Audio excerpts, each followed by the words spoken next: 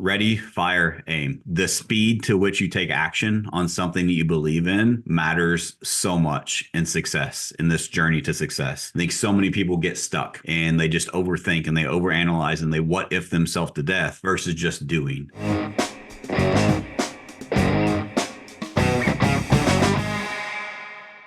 Welcome back to another episode of All or Nothing in Real Estate. I'm your host, Matt Smith, the founder of All or Nothing in Real Estate. This podcast is a movement to give back to this amazing industry that's given so much to me and my family.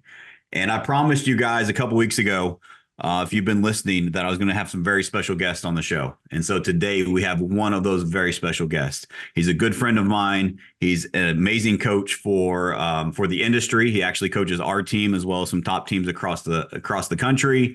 And he's an agent that just does a little bit of business, somewhere around $100 million a year. So today, strap up, put your seatbelt on, and we're going to go in depth with the amazing Brian Danney. Welcome to the show, my friend. Appreciate you and appreciate the friendship too. Yeah, absolutely, man. It's amazing to be just to watch your journey and watch what you've been able to accomplish and how you contribute to the industry. And appreciate you taking the time today to give back more than you already do. So. Man, let's dive in. I want to just, for those of you, most people listening probably already know who you are, because you're like a celebrity, right? But those that don't, or maybe there's something about your journey, your background, can you kind of walk us through your real estate journey? Where did it start, and where are you at currently? Yeah, no, I'm happy to, and I love flashing back to it. So it's funny. Out of college, I got into PR. This is early 2000. I got into public relations and didn't really jive with it, but I worked on, and there's a whole method behind this whole thing. I found myself working for PlayStation. Matt, I don't even know if you knew this, but sports titles where you see those athletes with all those little dots around their body. Yeah. So I used to create these events for those athletes, and I loved it. Amazing. I met Eric Chavez and Tim Howard, who's an amazing goalie. I met Amari Stoudemire, who's not the smartest guy I've ever met in my life. So I met all these guys, and I loved it. And I did that for a couple of years, but I just wasn't heavily passionate. And I did love music. So basically, I started and this has kind of opened my eyes to being a little bit more of an entrepreneur. I started a music management company, and I took one of my contacts that I had with PlayStation, and I got a band that I had signed up to rep in the very first Guitar Hero games. That's my claim to fame. I got somebody in Guitar Hero, and then realized very short thereafter that I couldn't make any money in it. So I'm sitting there trying to figure out how I can make ends meet. And I accompanied my father, who was looking to buy a dental practice, who was living in the East Coast in the Palm Springs area. I was in LA at the time, and I went there, and I'll just never forget it. I remember meeting him there. They're going through a space. I remember seeing this guy, this commercial real estate agent, all dappered up. He had a tie, had a suit on, he had a briefcase, shook my hand, was rocking a nice watch. And I'm like, okay, this guy's like polished. He opened up the door, and I actually didn't even want to walk foot into this space. There was noodles hanging from the sky. There was nastiness all over the ground. I couldn't even envision where this office, this dental practice would be situated. So he started naming things off. What if we did this? What if we did this? This is where the exam room could be. And then it was just crazy that a light switch went off. I'm like, oh my God, his creativity, his way he described it.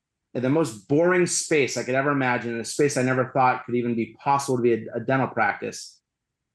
Literally that night, I decided to go get my real estate license. Wow. And I wanted to be a lot like that guy. His name was Craig at the time. And I got into commercial real estate and went through some journeys there and aligned myself. And, there's funny things you learn along the way. You align yourself in I put myself in a position with a mentor that taught me everything I needed to know about how to not be a leader. I had that experience with someone who was mentoring me and just taking advantage of me. And bottom line is, I put myself in that position, so I take full responsibility. But I learned a lot from it. And to make a long story short, I found myself in a situation in my garage, completely bankrupt, not having any money because I was trying to make ends meet. The company I worked for went bankrupt at the time, which means that when I was doing a lot of leasing, a lot of landlords refused to actually pay me commission that was earned. It wasn't coming through an escrow or a close of sale. I was doing a lot of leasing. I was like heavy, like six figures deep, like trying to sell my stuff in my garage, making ends meet. And I stumbled upon an old friend of mine at the time when I was deciding whether I was going to work for the city of San Diego and get out of the business or start in residential. And his name was Daniel Beer. We were good friends from college. He said, "Hey, Brian, you should really join me. I'm going to start something special." And that was almost 11 years ago. Wow. And, there's a lot of things I learned. One, I still remind myself, I think I even have it. I have a check that I earned. I still have it laminated of $1 that I got, that I still try to get recouped from the commercial company, that that went bankrupt. They're trying to repay me. I get $1 every month. I think it's hysterical. To try to at least recover from the experience I went through. But more so, it was funny when I was deciding which direction I was going to work for the city of San Diego or work in residential.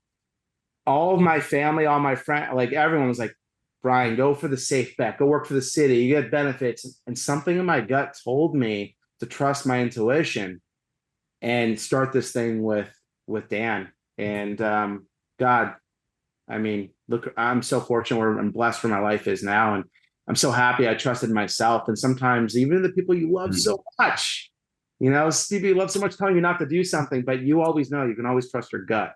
And I did. I'm thankful for that. So fast forward 11 years and just, we've grown from two of us to there's 84 agents on our team and producing at high levels and coaching, which is something that I just love and passionate about. So that's my story. I love it, man. Dude, I want to unpack a couple of things. There's some similarities in our stories that I didn't even know because I didn't know your story. Shame on me, I should have. But there's one thing that that a couple of people that are in our lives that we both know, that we both look up to, John Cheplak being one of them, that has identified something in me that I think you just unpacked that you have as well. And that's ready, fire, aim. The speed to which you take action on something that you believe in matters so much in success, in this journey to success. I think so many people get stuck and they just overthink and they overanalyze and they what if themselves to death versus just doing. And I think one of the things that I heard you say is that when you went and got your license that night, hey, I'm doing it now. How many people have thought about being in real estate for years and still haven't pulled the trigger? Right? They could be where you're at if they would have just made a decision. Right? I think that speed to making a decision tied with what you just also said, trust and belief in yourself, I think is so crucial. And I think there's so many people that I'm fortunate to be around that are just super, super successful. I look up to, that I've realized that they have this confidence about them. And that confidence isn't arrogance. It's just confidence because they keep their commitments they make to themselves. And they've earned that belief in themselves. They've earned that trust in themselves. And it's so crazy to look around the rooms that I'm in with all these high performers and just see you included, that belief that you have in yourself comes from, that you'll do what you need to do. And I think that a lot of people maybe that are struggling or on a journey right now in this new marketplace, instead of searching external for that belief or that confidence, it all comes from within. And I think that's where it starts.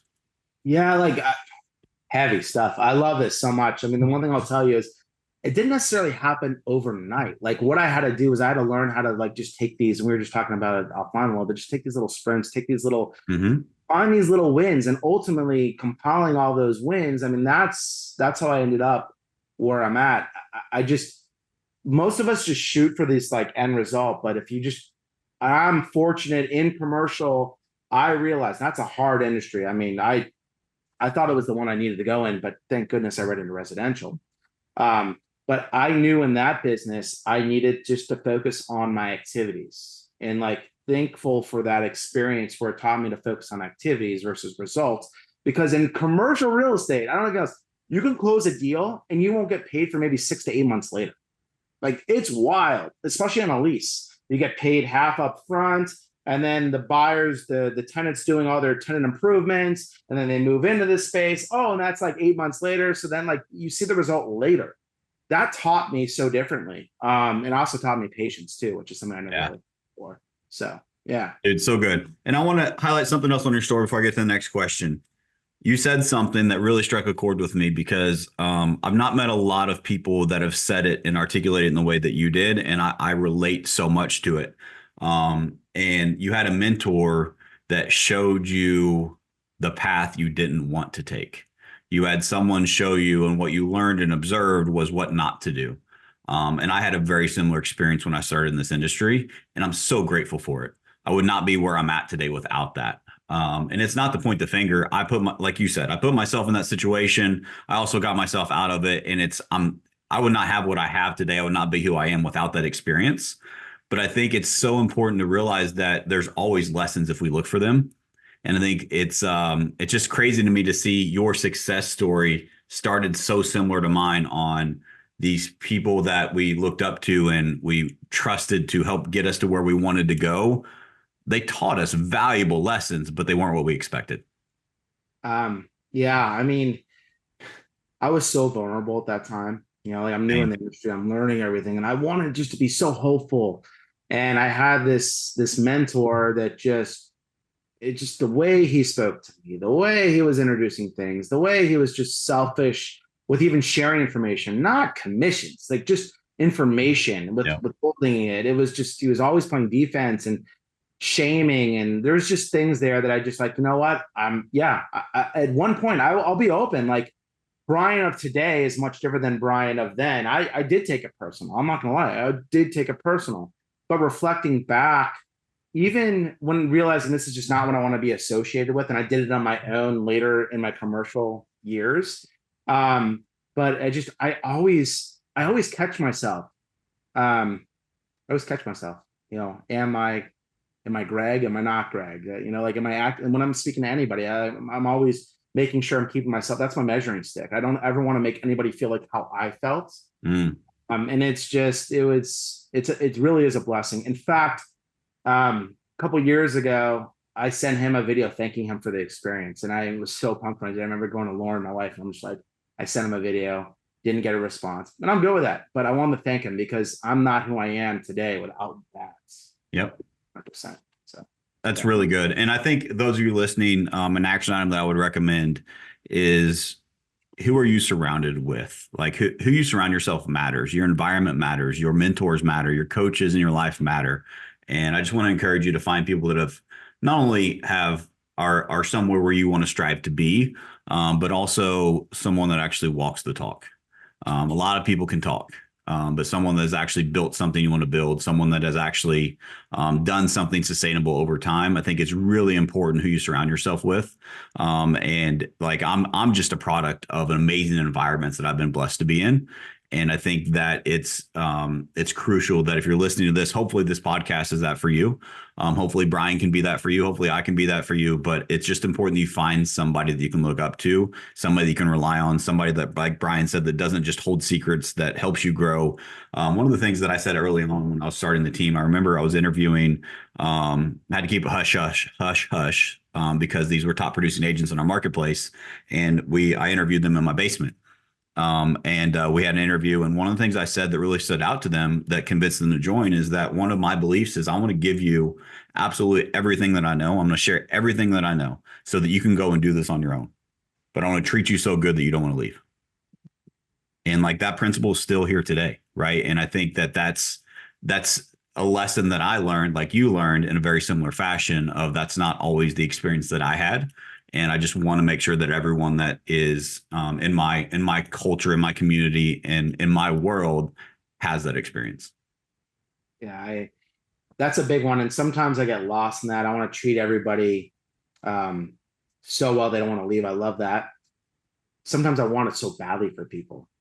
and they have a different perception. And that's Yeah. the lesson I've learned too. Yep. I want it so badly for them. I want it more than they want it. And that's what I've grown to learn is that everybody has their own end game. Everyone has their own their own, results or goals or things that they want to accomplish.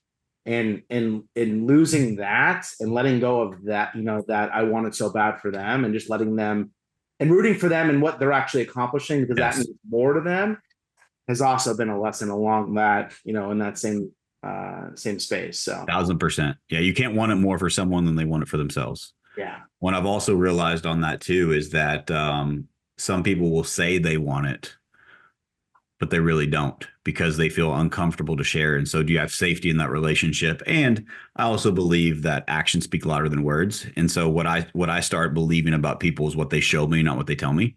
And then there's conversation. That's a whole other podcast, right? But I think it's just really important if you're in a leadership capacity of any sort that you realize that, or if you're being led by someone. Let me back up. Everyone is a leader to someone in their life. There's someone right now that's looking up to you. And so everyone is in a leadership role. And so there's somebody that's watching you. There's somebody that wants to be like you. There's somebody that's striving to have some qualities that you have. And it's just really important that we realize that we take that very serious because being that, to me, I think it's so personal because I had people that were quote unquote leaders to me that led me astray, if you will, that I just want to make sure that I instill in other people that it's really important. Somebody's always watching. Whether it's your kids, whether it's your spouse, whether it's your friends, whether it's coworkers, it doesn't matter. Everyone's a leader to someone. And so just make sure that you're taking that responsibility seriously. I take all the lessons I learned home. Yeah. Always, even with my kids, just the way I behave personally, being in this environment openly and I mean, I've learned so much from one of my closest friends in the world, Dan. I've grown so much personally and not just professionally, but personally. Yep. And that's the beautiful thing. Dude, it's so hard to grow professionally if you don't grow personally. Right? It's virtually impossible. It is. Yeah. Man, all right, let's switch gears here. Really good stuff. So if you had to break down so we talked about kind of your journey to get to where you are. I'd like to unpack that a little further. What about like Brian that started becoming successful in residential real estate, starting this team with Dan, to what were some ahas that maybe other people can take away that really help propel your career to the next level? Because man, $100 million producer on a team, I don't get to say that very often. Like, as a matter of fact, you're the only person I've got to say that about. And so how does someone get to that version of success for themselves? Well, I had mentioned the garage, selling all my crap in the garage, like just being in that vulnerable position.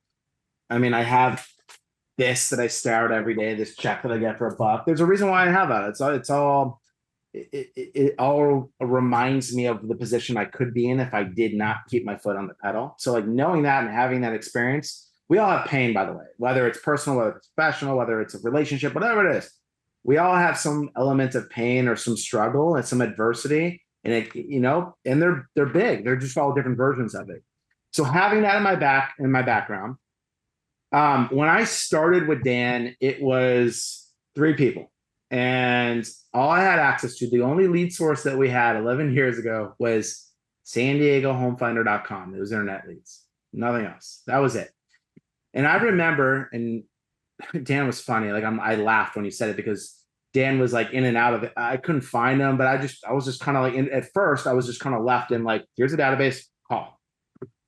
Which was similar to what I was doing in commercial real estate because I was door knocking, I was canvassing a lot. And that's actually why I don't have any issues with door knocking at any point in time because of that experience, but that's another story in itself. But I had this database and I would just call. And I would just have members. I remember 20 contacts a day was like my bare minimum. And I would stay in the office till like 8 o'clock, 9 o'clock at night until I got my 20. And then I would move on to tomorrow. There was a day where I remember like I needed to eat. I was so hungry and I forced myself to get my last 3 at Carl Strauss, which is a brewery down the street. So I got my 3 last. I would have days like that, but I would never leave without 20. And if I gave myself the excuse that I couldn't have 20, then I would find myself in a position where I'd always have excuses. I'd always have excuses for 18, a day of 18 or 17 or 14 or so 20 was my minimum, and I would just hammer. Here's the truth. It took me 3 months to get my first deal. 3 months.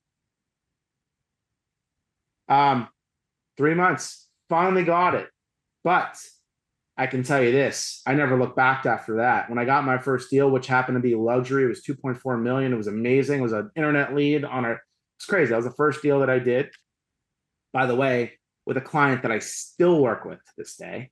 Like, I've done like 6 transactions with him, with a really good relationship, and just adore his family. But after that one that I got, it's all this other stuff, all this other activity. It just started domino. And here's the one thing I never did in my career is I never counted, okay, volume, okay, commission. I don't know I don't know where it came from, but I just fixated on conversations and pendings. Because if I knew I nurtured the pending the right way, I probably wouldn't lose the transaction. And I would just, I didn't even know, I still to this day, I don't even know what my volume is. You said 100 million. Matt, I don't even know what that's looking like or where the year's shaping up, because most people just get overwhelmed and like live in like, oh my God, I'm already at 50 or I'm already at 20. I don't know what it is until the end of the quarter. And I have like this tunnel vision. I want it intentionally because all I want to focus on is my pendings and my activities and everything else. And it just all falls into place. And I think people get lost when they focus on the wrong things. So Percent. yeah, I never fixated on volume. And I can tell you I went from 24 to 24 transactions my first year to somewhere it was like 35 to 42. And then from there on, it was like 58 and then 60 and then so on and so forth. And it's just been consistent in that 80 to 100 units range ever since, with great volume. So, and I've added pieces along the way. I remember a year and a half in, I'm happy to talk about, but I added a showing partner that helped alleviate me in a year and a half, and getting my head wrapped around that and sharing and that, in that space with somebody else and letting go. That was always a struggle too, because I like to micromanage, but I'm a different version of myself today than I was 11 years ago. So I love it, man. I love it. And it's just crazy how parallel some of these conversations are for me. It's for those of you that maybe have followed along my journey, I'll save it. I won't bore you with my story again, but I call it my calculator story. Right. And so go back and listen to episode 1 and 2 if you guys want to hear it. It's my whole entire story. It took 2 episodes for me to break it down. I just went super in depth, vulnerable, and just shared it. But there's one point in time where, and this was back to the mentor conversation, where I was taught to focus on the money, and I come from being completely broke. Like, Brian, you've heard my story of my daughter in the hospital. Like, so that's where I got into real estate, and like I had to have money. Like, that's why I got into real estate, so I can make money. And I'm just so fortunate that I was raised by the best mom on the planet that taught me there's way more to life than money. And there's values that she instilled in me very, very young, that something came across me where I remember I would pull out a calculator like this every single day, and I would count the commissions that I had pending.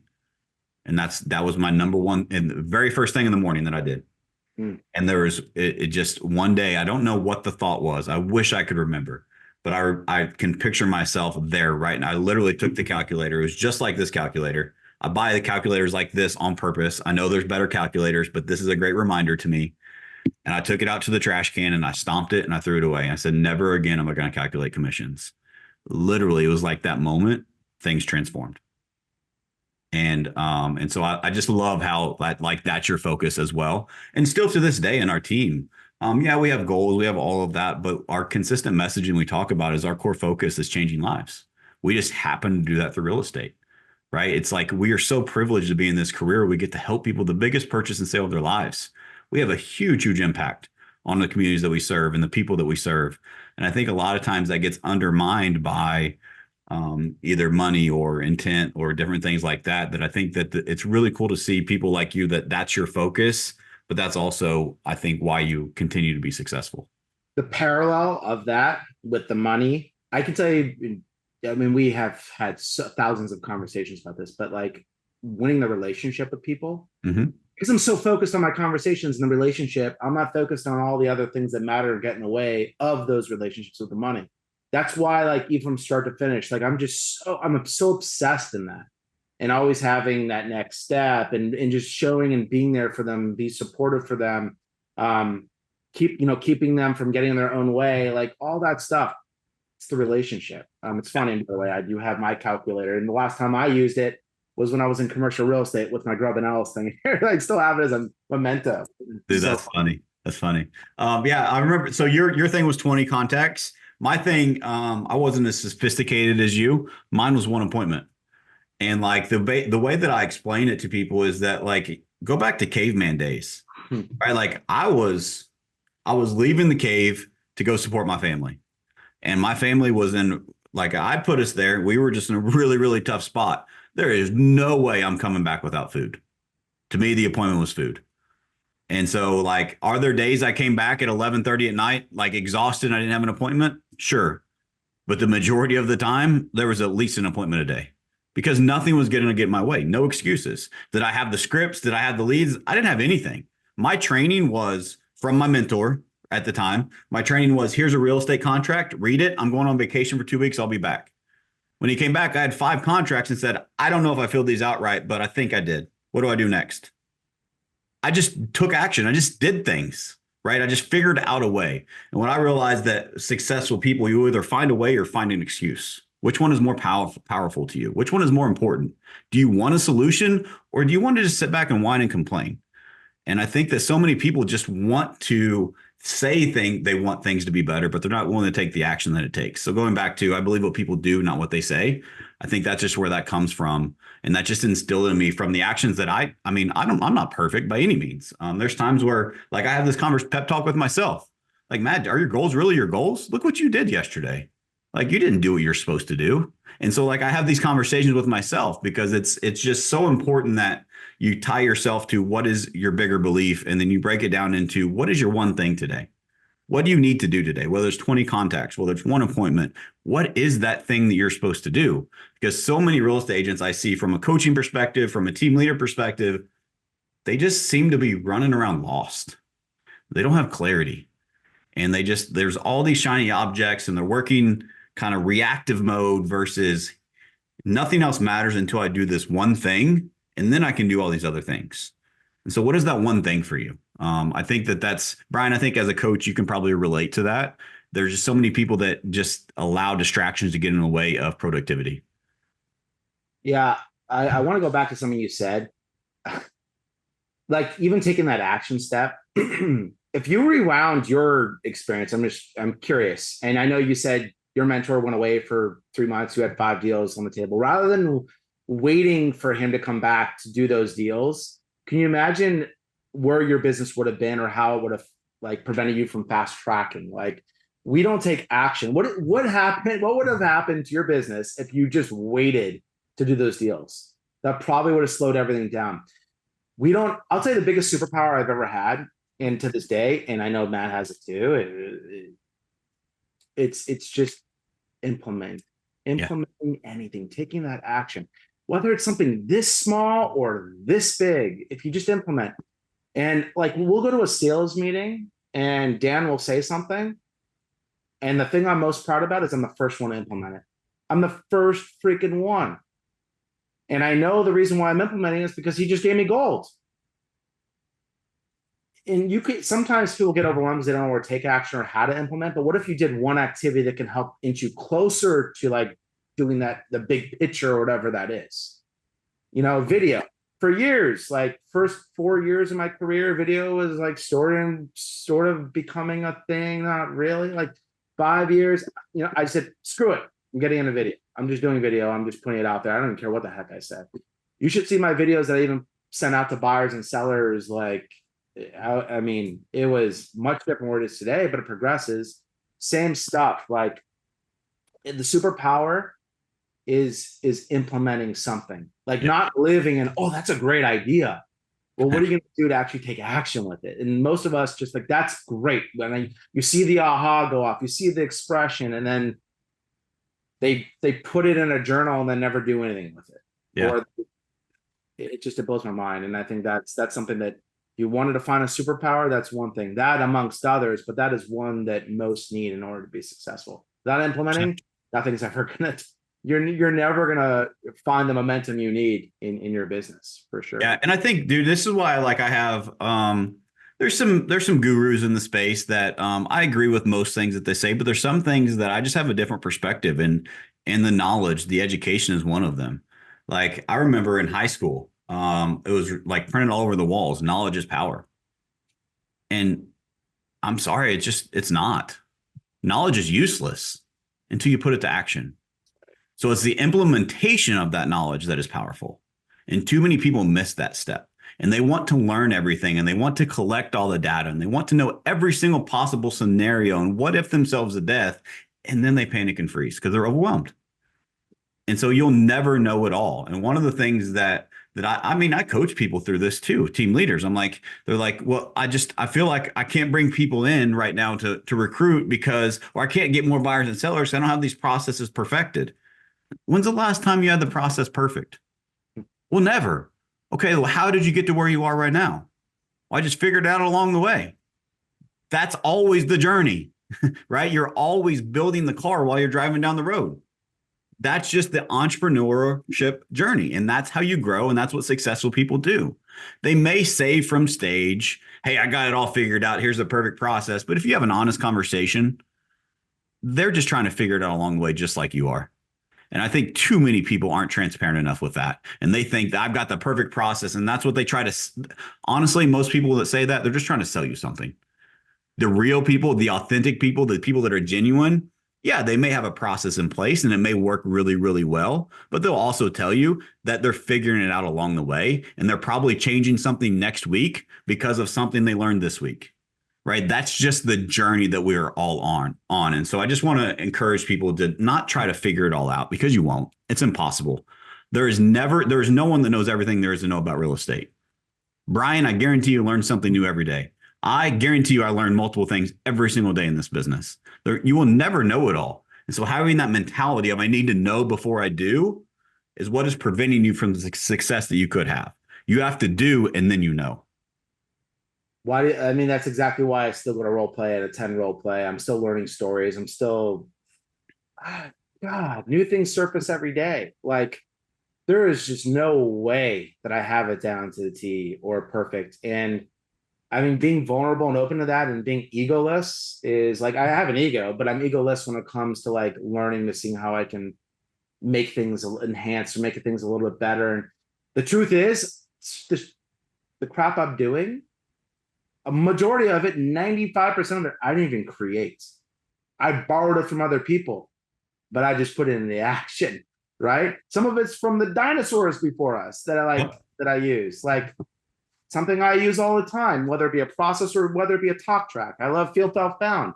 I didn't create it, but it's used in every dialogue that I have with everybody at every single point in time. I'm not trying to reinvent the wheel. It just works. Yep.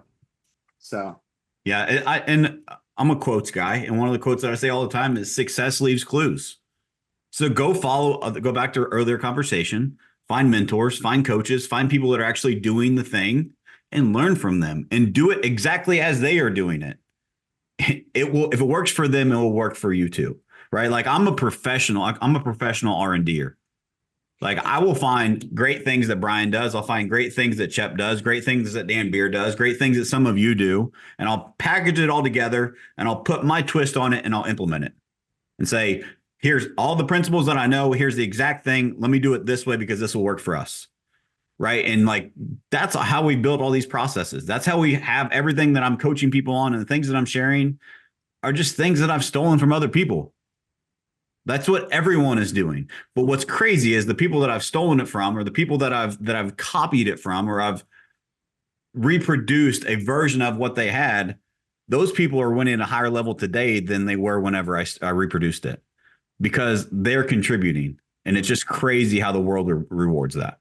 Yeah. So good. Cool, man. I want to unpack something. There's a lot of stuff I have here that if we get time to get to, but there's one thing in particular I really wanted to unpack with you. And so I'm going to say it in a couple different ways and and we'll get to the bottom of it because I'm genuinely curious, and I hope I kind of throw you off guard a little bit. So that's my intent, just so you know. Okay, good. So I guess there's power in being on a team, right? And so let's talk about the team dynamics, and let's talk about Brian's journey, old Brian, new Brian, future Brian. What role does being on a team play in your success? I will tell you that being on a team, having shared stories. I mean, if we go back to like implementing, if we go back to finding mentors, if we go back to your environment, like I would not be the agent I am today without any of that. So that's the first thing. It developed me. I told you I've changed personally, I've changed professionally. It's because, and I'm the first to be seated at our sales meeting. I'm the first to go to our role plays. I'm the first to go all that because I know how important that research, that practice, the shared storytelling is to what I can bring. What I will tell you is also being on the team I'm on is we're freaking trendsetters. I have a better pulse of what is on the horizon than most because of our activity. And if you're on a team, you're not utilizing, if you're not pulling levers, if you're not really understanding where things are developing, and you're just on a team because you're on a team and maybe you don't want to do it yourself, but you're not maximizing your opportunity by being engaged and also having the conversations you need to have to win today and tomorrow and in the future, then I would actually tell you to leave if you're not going to attend because you're not getting everything you need out of being on a team. It has excelled my success. I'm also very clear, like just why I'm here. I'm very clear on what it's like if I did it on my own. There's transparency. I understand all that, but I can tell you it's very clear the agents that just don't know how to take advantage of proximity and what you have access to, and those that do, and that's the big difference between the A and B players and C players. Dude, let's unpack that. That's really good. So, in Brian's opinion, from someone that's in the seat that you're in, you get the coaching perspective, you help start the team, and now you're probably the highest producing team agent on the planet. So, all those perspectives, what is the difference in someone that understands the value of a team and someone that doesn't? Someone that leans in versus someone that shies away? Yeah, I mean, okay, let me roll through all the meetings we have here at the team. We have a sales meeting. What's at the sales meeting? We're going over the market. We're going over best practices. We're going over NAR conversations. We're going over what the lender's showing up and telling us that we need to be, how to control those narratives. We're basically learning how to control the narrative in our sales meeting. Why wouldn't I be there? And there's agents that choose not to. And they're wondering how to win the deal, win the relationship, how to keep a deal under contract. Well, if I look at those agents, they're not showing up. So they're putting themselves in a disservice. Then there's the transaction meetings. We have meetings with our operations here and learning about how to better improve the operations side of things and what we need to do to continue to win the relationship. And it's mind-blowing to me. I'll be open with you. Yesterday we had one. There were 7 agents of our how many agents that were there. Blows my freaking mind. Maybe that tells me that they aren't transacting. So maybe they don't feel like they need to bring it. They don't have anything to bring to the table. But you better believe before I was transacting, I was listening to the conversations between Dan and operations so I can understand what I'm going to do when I actually get one under contract, how I can articulate that. There's just all these different trainings every Wednesday. We have trainings today. Every Wednesday, we have a massive training in the office. Again, the agents that aren't taking advantage of that and listening to Dan do a buyer strategy session or allowing me to share how I helped win an offer or whatever it is, blows my mind. Why are you on a team if you're not going to take advantage of that type of training? And if you don't, you're just in the wrong place. Like, that's just truly how I believe. Like, there's no reason for you to be there if you're not going to take advantage. That is the sole purpose of being on the team. So hope I don't offend anybody, but you either take advantage or you don't take advantage. I'm not saying to be at every meeting. Things come up. I get that. But you should have some standards with yourself that is the non-negotiable with you that you should be there. I can tell you that in 11 years of sales meetings, I think I've only missed maybe like 3 or 4. Even when I was on a vacation, I zoomed. I asked permission. That's how important it is to me. So I just think there's agents that just leave it off. They think they can do it and figure it out on their own, and they're wondering where their business is going. Why don't we just try showing up and being present and being engaged and actually giving yourself more information to then use in real-time conversations? That actually goes back to even like role play. Like I run role play. Not everyone shows up for it. That's their choice. That's okay. Why would the hell would you role play with your clients versus role playing amongst your peers? You're throwing away thousands of dollars. I don't know about you, but like I want to make sure that if I'm gonna show up for role play, then I'm role playing so I'm not costing myself money. And most agents are costing themselves money by not showing up at these things. Those agents that are costing themselves money are also the ones that are pointing the finger and saying, well, Brian, if I had better leads, right? And so I want to unpack a couple of things you said, and then I want to move on to the next conversation. I've got a great question at the end to circle that, to close that circle. So you mentioned all of the environment things. So the trainings, the coaching, the sales meetings, the value and proximity of other like-minded people learning through these things together. I think that speaks volumes to me from my seat, because I think that's where a lot of value is on teams. But when you're talking to agents, like I'm only recruiting for an organization right now. I had 12 conversations with agents yesterday, and like half of those conversations were around, well, what do the leads look like? Brian didn't even mention leads as a value to him, because there's so much more to that. And I'm not saying leads aren't valuable, but I'm saying if you really unpack and you look at someone like Brian and his continued success, his ability to lean in to the truly valuable, probably intangible at times, items that his team has, is what he said is a differentiator between someone that actually sees massive success on a team and someone who doesn't. It didn't have nothing to do with lead flow, had nothing to do with anything other than their ability and willingness to lean into the value that the team is providing. The opportunity is only as good as the opportunity, the way I treat that opportunity. I told you the only lead source I had when I started with Dan was internet leads. Now we have like 10, 12 of them, different lead sources. I've never been failed. I've always had opportunity. I also have access to ponds. I have access to all this stuff. In fact, I have an opportunity to have my own lead source if I want it. Like I can do all this stuff, right? I've never been shy of it's all the other stuff. How good am I if I don't even know what to do in that conversation, if I'm not even showing up for role play or market data meetings or like sales meetings or operation? You got to start with the basics. Like that stuff helps propel me in the lead opportunity conversations. Like so good. So good. I want to go deep on this, man, because I think a lot of people miss this. So many people miss this. This is one of the highest performing agents on the planet telling you that the leads are like a bottom priority if you don't get the basic shit done first. And so I think there's so many agents, and a lot of it is just the entitled society that we have, right? It's not agents' fault. It's just the world we live in. There's a lot of entitlement. Then you add the craziness of the unicorn pandemic marketplace that we had. Like it should be no surprise that we are where we are, and agents are sitting here with their hand out. Where's my next closing? Right? That's just how a lot of agents, whether they're willing to admit it to themselves or not, that's how a lot of agents act. Again, look at their actions, not their words. But what Brian is saying, instead of give me that next appointment, give me that next lead, give me that next magic lead source or that next closing, how am I showing up so that when that lead and the opportunity is there, that I can make sure that I maximize it? And that is a piece that I see so many people downplay the importance of.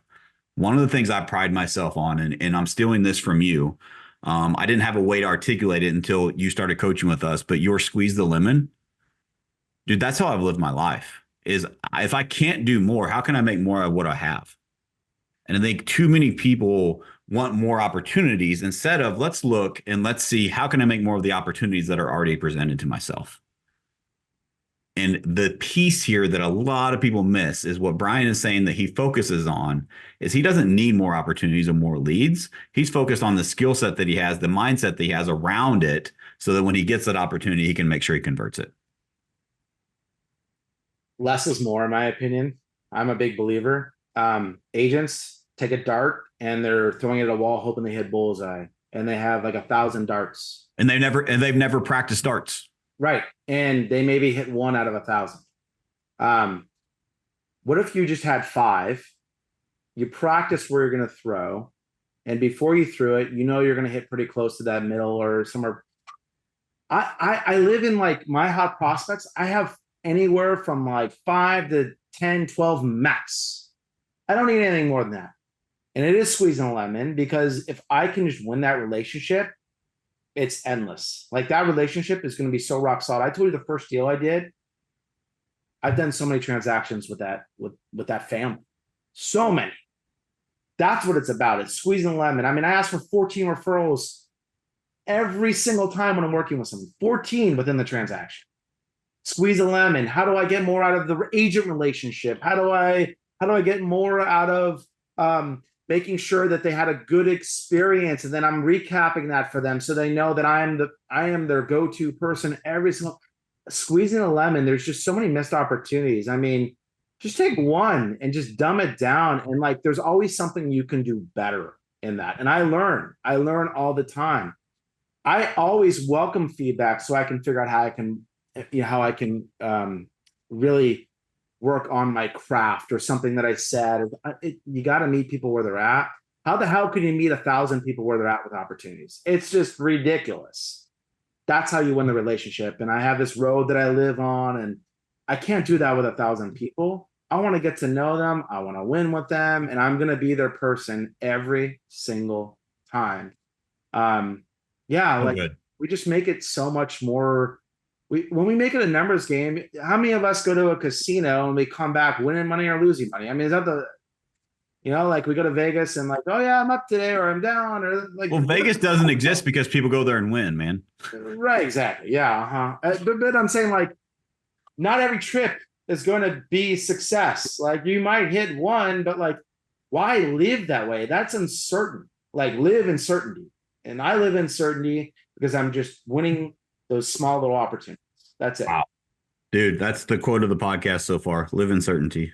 There's so much there. Especially for this podcast for our listeners. Like, it's so crazy. I want to unpack something that I'm doing tactical right now that's in alignment to this conversation before we even had this conversation. There's a couple agents on my team that are consistently showing up. They're doing the work. They're having the conversations. They're showing up to role plays. They're just doing the things. And so I observed that at our last go to the board. And what I committed to them is that they get a coaching call with me once a week. And you know what we've been working through in their coaching calls?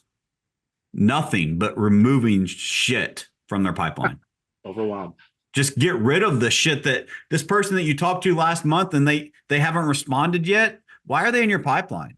Let's get rid of that. Less is more. And I'll just tell you, like, I'm not going to mention their name, but I've had 2 coaching calls with one individual that is just a workhorse. And so far, I've already seen it on his face. Like, he's starting to smile again. He showed 6 clients in one day. Right? Like, all of that happened and this isn't the magic of my coaching. This is the magic of a fresh set of eyes looking in saying, dude, you got way too much. No wonder you feel overwhelmed. No wonder you're not getting traction. If we had to eliminate half of these, who would we eliminate and why? And help them work through that process. And gave him the power to say no. I gave him walkaway power. If this client isn't going to meet you halfway, are you willing to say no? He looked at the first time I asked him that, man, I'll never forget the look on his face. He got deer in the headlights. You want me as the team leader? You're telling me to say no to a lead? Yes, I am.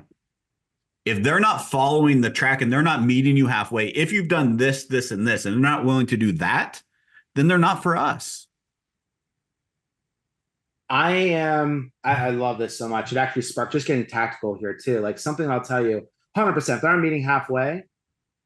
And there's a whole plan behind that. But also, in just reviewing that sequence of maybe why they're not showing up or how you labeling yourself. And we've talked about this so much, Matt, but like, I would future pace this whole thing. Mm. Here's where your next steps, letting them know. Because here's the truth, and here's what I know in my experiences. If I'm always having a next step with someone, here's when I'm going to call you next. I'm going to call you on November 1st at 10 o'clock. That's where you're going to hear from me next. I'm going to put in my calendar, and then you call, and then they don't pick up. And then I'm just naturally moving that to November 15th, and then at 10 o'clock. And that's when I'm going to call you next. That's what I'm saying in my voice now. If it happens 4 times in a row, 5 times in a row, okay, then I get it. They might not be serious. But what I do know is if it happens 2, 3, or 4 times, maybe even 5 times, they're going to call back and they're going to apologize to you, because if you label yourself correctly and you're continuing to show them and show up at the time you say you're going to call every time with the next step, I don't know if you'll run into that. And if you do, then you're leaving on the table, but you can at least label yourself. And I wouldn't be surprised if you do it that way. And after like you move them to a nurture and you're following up with them later, you'll probably still hear from them at some point, because they'll remember the experience you gave them by making them a priority. So I think there's a lot there. Man, I want to unpack something too that you just. I love these conversations. It takes me back to the journey, and just getting tactical is that, like, I did a challenge, I don't know, a month and a half of 2 months ago. I committed publicly I was going to set 30 listing appointments in 30 days.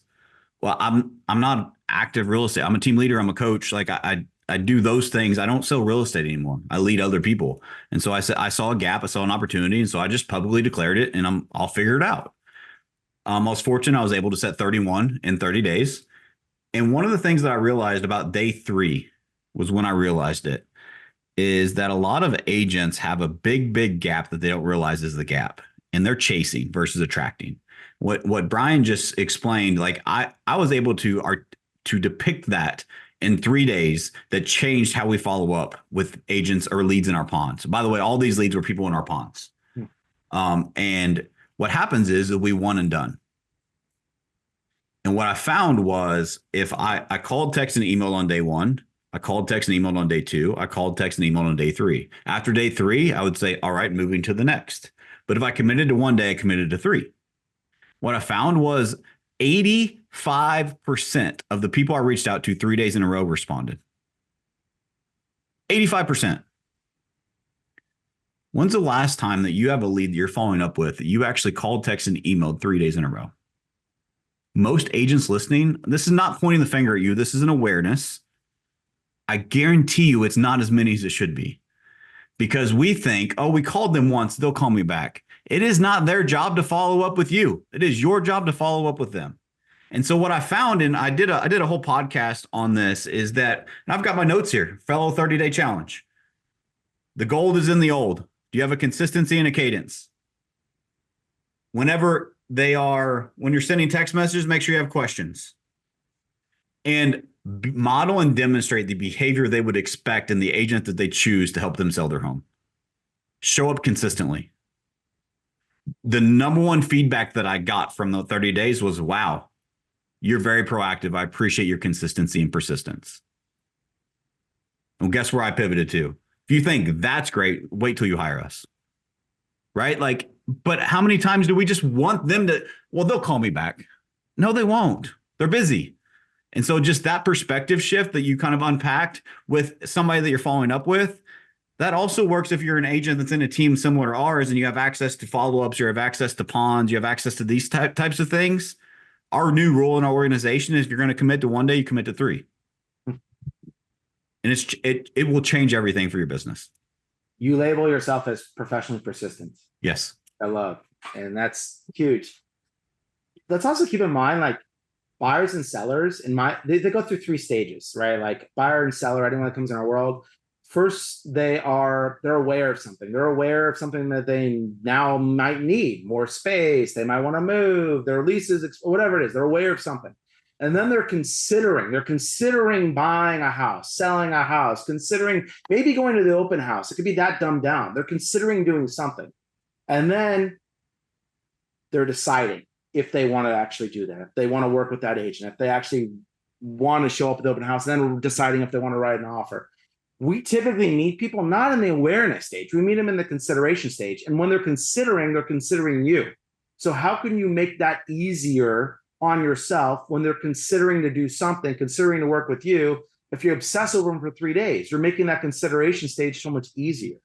It's just that's the space we need to live in. I love it, man. Dude, I'm running out of time, but there's some things I want to get to. So I know that these are going to speak to you. I know you well enough to know that you have some gold here. The next bullet point I have in my notes for you is how important is time management and efficiency in your real estate business? I mean, that is my accountability partner, is my calendar. I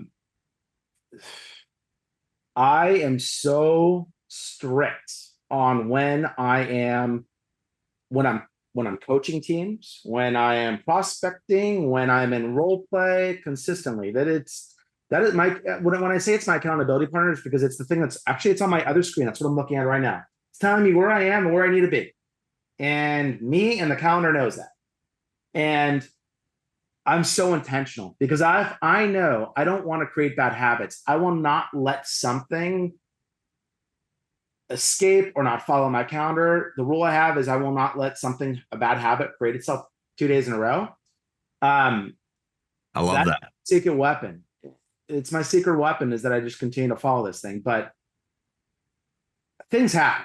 All right. There's something that might happen. There's some personal might get in the way. There's something that might happen. Okay, that happens once.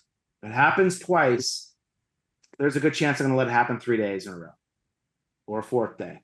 So that's where I live. In fact, I have a sticky note on my computer. It says, don't let it happen twice. I just live by that rule. So I'm very strict. I know what my prospecting, 11 years in the business, I know what my prospecting does for me. I know what my follow-up does for me. I'm just very intentional with it. I know what my role plays do for me, right? Every day. That's what I'm obsessing over. And I just focus on 4 hours. If I focus on 4 hours, that's my golden rule. 4 hours of role play, of training, of follow-up, of prospecting. If I crush that, if I want to go go out and ice rink with my son at 4:15 in the afternoon, I'm going to go do that. Or I'm going to go to my inspection at the last half an hour of that on the afternoon. Or if I'm going to go to PT at 1:00, if I just crush my 4 hours, I know that I'm okay. Those are my non-negotiables. You got to find your non-negotiables. What are those are variations of mine. Man, it's you said a lot, but you said a little, right? Like it's so simple. If it's something that's important to you, put it in your calendar and then stick to it. But it's simple, it's just not easy, right? And I think that there's so many people that it's so important. And I've even I made it a little game with myself. And I'm looking at my calendar right now too. And I've got 2 time blocks today that are green. Why are they green? Because those are my dollar productive activities that are non-negotiable today. The rest of the stuff, yes, it's important. But if anything gets moved, don't mess with the green. Like my assistant knows, anyone on my team knows, like there's things that I can move things around, but if it's green, don't touch it. And I think it's so important that we plan our day in advance. And I'll just you guys have probably heard this before, but it's so important. Everyone's heard of a budget with money, right? We've heard of it. For some reason, our human brains has a negative context when you hear the word budget, and we think it's negative. But really what a budget is telling your money where to go before you get it. Part of a good budget has fun money, has vacation money, has go blow this money in a budget. Now you have your bills, you have all of that, but you're actually planning what you're doing with your money before you get it. And if I were to ask most of you, what is more important to you, time or money? The majority of you, overwhelming majority, would say time. And if you said money, I have a quick little exercise. There's nothing wrong with money. I think you should have more of it. With more money, you can help more people. But if I were to give you $10 million today, there is nothing that would ruin your day. You'd have the best day on the planet, right? If I just say, hey, Brian, here's $10 million. But there's one catch. The only way you can take it is if you don't wake up tomorrow. There is no chance in the world that you take that. So what you're telling me is that waking up tomorrow morning is worth more than $10 million today. Are you treating your time with the value that you should? Or do you have a budget for your time like you do your money? Your calendar is your budget for your time. Oh, yeah. And one thing I know about Brian is he's probably like antsy now because we're over time. And so the point being is high performers know their time is valuable. And so just put it in your calendar. If it's not in your calendar, it doesn't exist. My wife even knows. It took me a while to train her, right? She trains me usually. But I got this one under my belt. I trained her on, if it's something that's important, put it in my calendar so I see it. It's literally having my calendar. I have family time every day. I have when I take my kids to school, when I pick them up. And if she has something that happens that we need to do, she puts it in my calendar. That's just where I live and breathe. And that's how I'm able to be efficient. I think so many agents miss that because they work on accident versus on purpose. Don't be afraid to put your routines in there too. I have my Yes. morning routines, my evening routines. Yeah. Same. Different color, but I mean, why not? And when I look at it, here's the truth too. I've said it before, and maybe some of you who've heard me, it gives me confidence. Okay, great. I have a check mark. I'm working through my day. I'm already feeling good and confident because I just crushed. If I know I'm gonna shower, if I know I'm going to do my meditation, if I know I'm going to read before I show up in the office, might as well just put it in here. It's what I'm doing anyways. I feel accomplished. My day starts on a different footing than if I had not seen that. It's mindset. 100%. All right, Brian, give me 2 more minutes of your time. Number one, I believe there are a lot of limiting beliefs around being on a team. I believe there are so many limiting beliefs around your growth path if you're on a team. And Brian, as $100 million producer, still chooses to be on a team each and every day. So I'm curious, after all of this success, why do you continue to choose to remain on a team? Well, for everything I've said before, right? The levers that I'm pulling, the leverage that I have. Also transparency. I had hinted of that earlier. The curtains be open behind me. Like I know exactly what it costs to run a team, to run my own business, to have a CRM, to have an operations department, to have marketing. That honestly, I don't want to have any part of that. Am I creative? Do I like marketing? Yeah, but like I'm good at selling. I'm good at winning relationships. I'm I did I think for a million years that I would make, and that's not what I'm intending to do. I want to win relationships, but that I'd be in a financial position that I am today, 11 years ago on a team, it's sky's the limits. I have opportunity, the lead thing, like all of that, but I'm living a bigger life. I'm still going on vacations. I'm still with my family. I have leverage that allows me to live the life I want to live. And if I was running a team, I might be bogged down. If I was running my own business, I might be bogged down if I didn't have that in place. And it would also probably cost me a lot more. Why I'm on a team? Because I'm sitting here with Matt today. I've had opportunities that allowed me to coach and be in front of others. Opportunities present itself after 11 years, right? So like there's opportunities, and I'm big into contribution. So like having this this fills my soul, is just continuing to be with teams and other people. Like I freaking love it. And I probably wouldn't have that. I know I wouldn't have it. It's not probably, I would not have had that if I wasn't on a team or put myself in a position to be there. So transparency, understanding what it would cost me otherwise, and then all the leverage I listed before. I am a trendsetter. I want to remain that way. I want to continue to lead the industry any way I possibly can with things I'm learning. Like there's no way I can do that otherwise. So how valuable is it to you I'm curious, how valuable is it to your clients to know that you have the power of your amazing team behind you? Oh my God. Yeah. I mean, the stories, the war stories, the stories we won, just the credibility. It's huge. I have credibility, but supported with the team. Yep. Holy moly. Like, yeah, they know 100%. Who you are. There's a lot of I want to add one more note, and then I got my favorite question in the world to ask you, and then we'll wrap up. So one more note on that is one of the things that I see in my seat, and I experience it myself, is it's the law of diminishing value. What once was really, really valuable to us over time becomes normal, and it's no longer valuable. A story I tell is like, have you ever bought a new car before? Have you ever moved into a new home? Have you ever bought a new pair of shoes, right? A new purse, whatever it is. And when you first got it, like I remember my first newer car, it was like 10 years old, but it was new to me. And it was the nicest vehicle I'd ever owned. I remember when I went down a gravel road, like I was going 5 miles an hour for 5 miles, right? Like just 'cause I didn't want to get it dirty. Yeah. 3 months later, I'm going 50, right? I just don't care, right? And so it's just not as valuable as it used to be because it becomes normal. And I think a lot of agents on teams struggle with that. I think team leaders got to do their parts with growth path and ways that they can continue to grow and level up, certainly.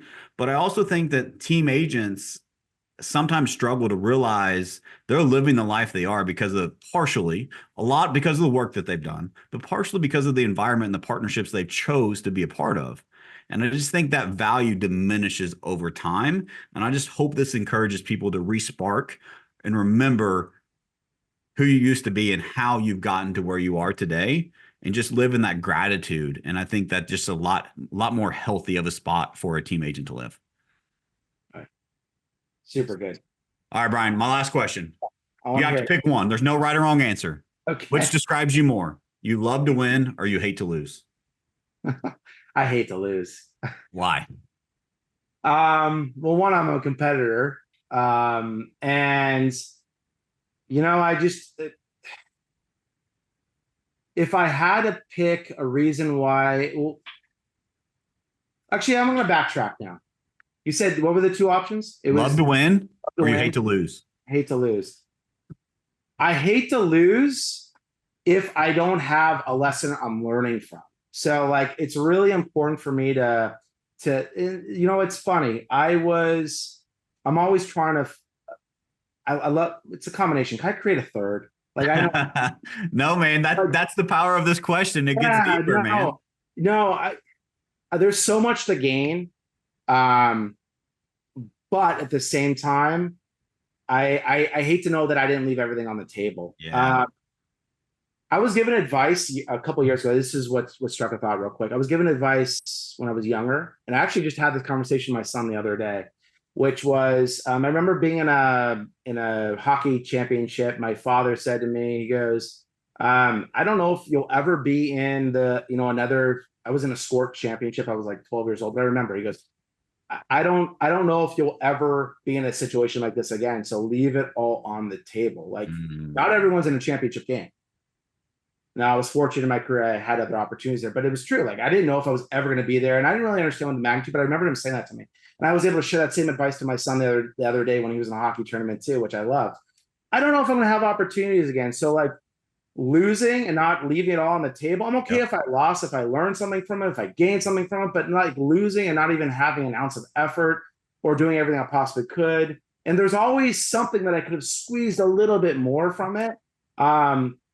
I love to win, but if I lose, then it's okay as long as there's a lesson there. Sure. And that's really important. So you don't know the opportunities if you're ever going to be put in the same situation again. You don't know if you're going to have this, the opportunity to close that, to help that buyer get to the finish line again. I don't know.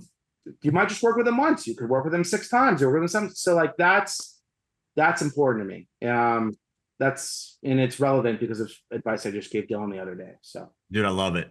I'm a hate to lose as well. And I've just, there's a common denominator, a lot of high performers. And I think you articulate it really well. It's just because we expect more of ourselves. Right.